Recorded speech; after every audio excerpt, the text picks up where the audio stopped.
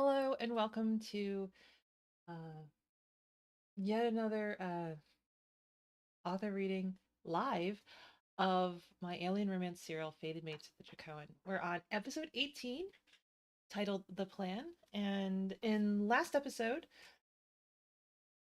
my main characters were introducing Davin, her mate, to her friends. And right at the end, Van, who is Davin's second in command, just suddenly showed up. So there is that. That's where we're starting off today. So anyway, my name is Danielle Forrest. I'm an alien romance author and YouTuber, and on this channel I do productivity live streams and things that are alien romance related and other similar genres. So, alien romance, monster romance, paranormal romance, things like that are the types of things I enjoy, and I like to share on this channel. I'm also a bit of a gamer, so I do Sims Let's Plays as well, and I try to keep it themed to the channel, shall we say. Anyway, let's get into today's video. So we're going to be reading episode 18, and let's get started. All right. There was an instantaneous change in the atmosphere of the room the moment Van came into view. Davin was immediately tense. So were her friends. In fact, the only people who didn't seem to tense the moment the alien walked through the doorway were Jess and Scotty. Scotty was looking up at the alien with googly eyes, his tongue practically hanging out of his mouth. She wasn't sure if anyone else was picking up on it, but Jess was. She'd been through this with him more than a few times in the past. Every time she played wingman for him in a bar, every time they watched Star Trek, he had a thing for Spock. In fact, at this point, she was just waiting for him to start fanning himself. Van, on the other hand, was completely oblivious, instead crossing his arms and staring at Davin. It was the type of stare that, if they were all kids, would have had someone sing, "Ooh, someone's in trouble." Then, after a drawn-out moment, he shifted his gaze to the others in the room, and that was all it took.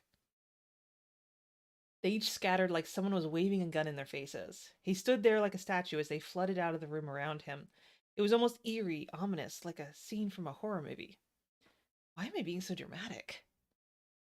But when the last person filed out, Van unclenched, focusing again on Davin. What am I supposed to do here, Davin? We had a plan. What happened to the plan? Davin's arms curled around her middle, pulling her back against him.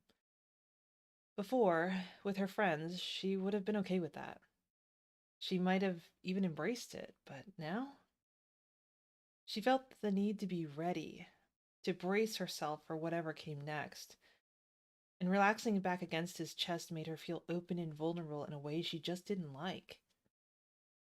"I'm sorry," Davin said. "That's not good enough."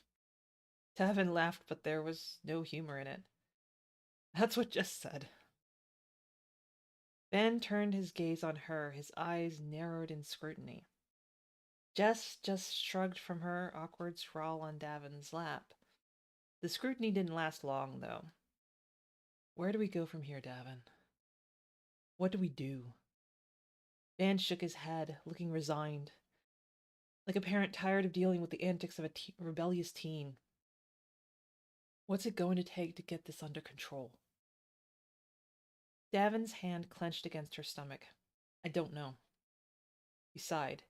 "We were having this same conversation only moments ago, and we couldn't come up with a solution then either." Van turned to Jess. "What was the consensus?" "That Davin has no impulse control where I'm concerned." Van scoffed. "I already knew that. What else?" She shrugged. "That's about as far as we got. I told him that I needed to be able to trust him if any of this was going to work. That's it. Sensible. Yeah, but that's just about us. Not about you and the rest of your team. Not about the mission. I don't know what to do about that. The only thing I can think of is the exact opposite of our original plan. If we can't keep him away from you, then we need to keep the two of you close. Jess tensed. But wasn't the entire point that you guys wanted to keep me out of harm's way? Van nodded. It was. I'm not gonna lie. There may still be enemy forces out there. It's unlikely, but possible. There's also the possibility of encountering less savory locals while completing our mission. But if we plan carefully, we should be able to keep you safe. It's less than ideal, but I can't think of another solution if Davin is going to refuse to be separated from you. Jess nodded. Okay. We can use standard protection detail protocols. You'll wear body armor and be in the middle of the formation at all times. Davin's hand relaxed, and Jess did too. Davin, I expect you to keep in constant contact. No more disappearing on me. I need to know what's going on, what your status is. I need to know if you can handle your duties or if I need to step in. Jess could feel Davin bristling behind her. She ran her hand over his, trying to soothe him. He calmed almost instantly. He'll do as you say. She turned awkwardly toward Davin. Won't you? Of course. I know the situation I'm putting everyone in. I know the stakes. Again, I'm sorry, Van. It was a small movement, but Jess was starting to get better at reading the stoic Van, and she noticed when his shoulders dropped ever so slightly. It's okay, Davin. It's unfortunate, but I would never wish ill on you. You are my friend. And if she makes you happy, I'm happy for you, even if things are difficult right now. Davin's arm flexed, curling even tighter against her middle. I feel mixed. He leaned forward, burying his face against her hair. This feels so right, so good, but the loss of control is alarming. I don't like it. I wish it would stop, but I don't wish Jess were gone. I need her. Van relaxed even further, finally stepping out of the doorway. He crossed the room, then sat on the coffee table across from them.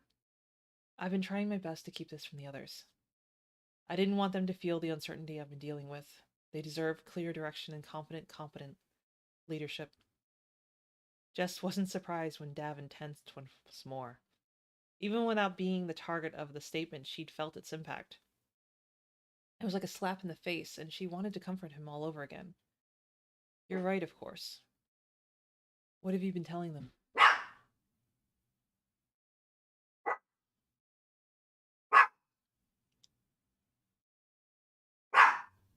Sorry. I heard the trash can banging, so that's why she got set off. All right, where did we leave off? You're right, of course. What have you been telling them? Van shrugged, just giving them orders, pretending like your absence was perfectly normal. That's one advantage of military life. You get used to operating on incomplete information. It encourages you to not always question things. Jess snorted. Well, that counts me out. Van turned to her and smiled. You know, Jess, I think I'm going to like you. I think we could be friends. He looked over at Davin, an unnamed emotion crossing his face. I hope we can be friends. Jess stared him down. She knew so little about this man. Van was slightly taller than Davin, a little leaner, and his scales a little darker. He seemed straightforward, and she kind of liked that about him, though she wasn't sure if she would stretch so far as thinking they could be friends. He was too reserved for her liking. Being friends was about more than just liking a few character traits. It was about connecting with someone on an emotional level, and she just couldn't imagine doing that with someone like Van. If she hadn't seen a couple of his outbursts so far, she would have questioned if he even had emotions at all. She sighed. What are we going to tell my friends? I can't just disappear on them. Although, she'd almost done that the night before, hadn't she? She'd agreed to go with them without so much as leaving a note. Damn, a fucking awful friend. Indeed, Van nodded, pushing up from his seat. So, is it safe to come in yet? Scotty asked, peeking his head around the corner. Why am I not surprised? Van turned and something shifted, though she couldn't put her finger on what. She shrugged it off as Van nodded, the signal that started the flood. Scotty nearly bounced into the room as the rest of her friends trailed behind. So, he said as he plopped his butt on the couch, eagerly clasping his hands before him, you and the big guy, huh? He had a shit-eating grin on his face that immediately had Jess blushing. Yeah? Scotty nodded, but the gleam in his eye told her she wasn't about to get off that easily. He wanted details, and he was going to get them. He always did. But for now, he turned to Van instead, his gaze dreamy as he took in the alien soldier. So, what's the plan, Spock? Van frowned down at him. My name is not Spock. Jess turned, laughing into Davin's shoulder, then pulling back to compose herself. Davin looked confused. So she leaned forward, whispering in his ear. Scotty has always had a crush on the character Spock from Star Trek. Davin's eyes widened, glancing between the two men with new awareness. It is to me, Boo, Scotty said. Van frowned down at him, but then shrugged it off. We are here to reestablish contact with your leaders. Scotty leaned against his palm. Well, you're a long way from doing that. Van frowned again, this time crossing his arms defensively. I'm aware. Tom, who was standing in the doorway, spoke up. What have you tried so far? Van turned to him. Yesterday we tried the White House and Capitol. Last night I reached out to our counterparts in the human armed forces to provide an update and brainstorm, and they suggested several likely places to go next. Tom nodded. In an emergency, the protocol is to separate government leaders to ensure a single attack can't destabilize the government. I'm aware. They'll likely be underground after all that's happened. That was their conclusion as well. Tom nodded, but didn't continue his line of logic. It would be a whole lot easier if there was power, Scotty chimed in. Could contact them directly, regardless of where they are. Van turned, clearly reluctantly, to Scotty once more. I'm not so sure about that. The satellite network is unusable at the moment. Scotty scoffed. That's not the only communication system on Earth, you know. Van squared his body to Scotty, his stance growing even more tense. Explain. Scotty shrugged. Internet, duh. Wherever the bozos in government might be, they would have several options for communication, but satellite would only be one of them. And probably not even the one they would have been relying on. Wireless can be temperamental. The best connections are always wired. Stable, hard to hack, and even harder to disrupt. You're saying they wouldn't have relied on the satellite network? Oh, sure they would, for communicating with space. And it probably would have come into play when coordinating with other nations, but there's no way they would have relied entirely on it. So, what do you suggest? If you get the power back up in the region where leadership would be, they can reach out themselves, start organizing and coordinating. Without satellites, they still can't reach out to the ships in space, but it would definitely get the ball rolling. Van frowned, reaching up to rub his chin. Jess laughed. Scotty, you just want to get back to playing your video games again. Scotty chuckled. That too. Anyway, that's the end of the episode. I hope you enjoyed it. Feel free to give me your thoughts in the chat, or if you're watching this on replay, in the comments. So what do you think is going to happen now that we have kind of a plan in place of what they're going to do with Jess? They're going to be bringing her with them. Sorry. And what do you think? How do you think things will go? Do you think it's going to go smooth? I mean, it's never going to go smooth. Nothing ever goes smooth. That's just the way it works with fiction. If something can go wrong, it will go wrong. Murphy's Law is the Bible to authors. Let's be real here. um But anyway, share your thoughts in the comments. What do you think is going to happen next? What did you think of the chapter? I mean, it's not a very impressive chapter, obviously. It's just, getting things moving. Um and I had a little bit of fun with some of the approaches, and I definitely was, starting to make the ball roll for season 2. Wink wink wink. Anyway, thank you for watching. If you like the video, can you consider giving it a like and subscribing to the channel? You can find lots of other stuff on my channel from, so I do productivity live streams at least 4 days a week, and um so that's from 12:30 Eastern to 2, and there's an entire playlist of productivity live streams if you want to do that. I also have an entire playlist of these live readings. I started out doing them as recorded video, but then moved to live streams because it was easier for me to do.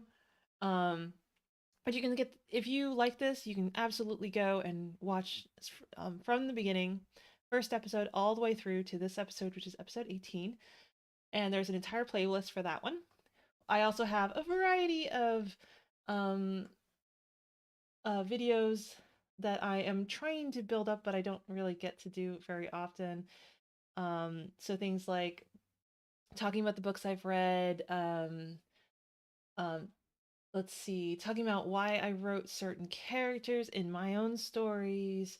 I also have an alien romance Sims 4 Let's Play that I do every Sunday. There's an entire playlist for that. And if you want to get in contact with me in other places, you can find links in the description of the video, as well as where you can find my stories online. All of that is in the video. And if you want to read ahead, you absolutely can on my subscription. So my Interstellar Crew has access early. Followers get access to the next episode, so which is episode 19, and then the serial lover and up tiers get access to 5 episodes ahead, which is episode 23 right now. So if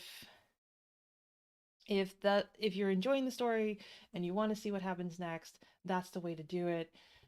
And that is all I have for today. So I am going to swap up the screen.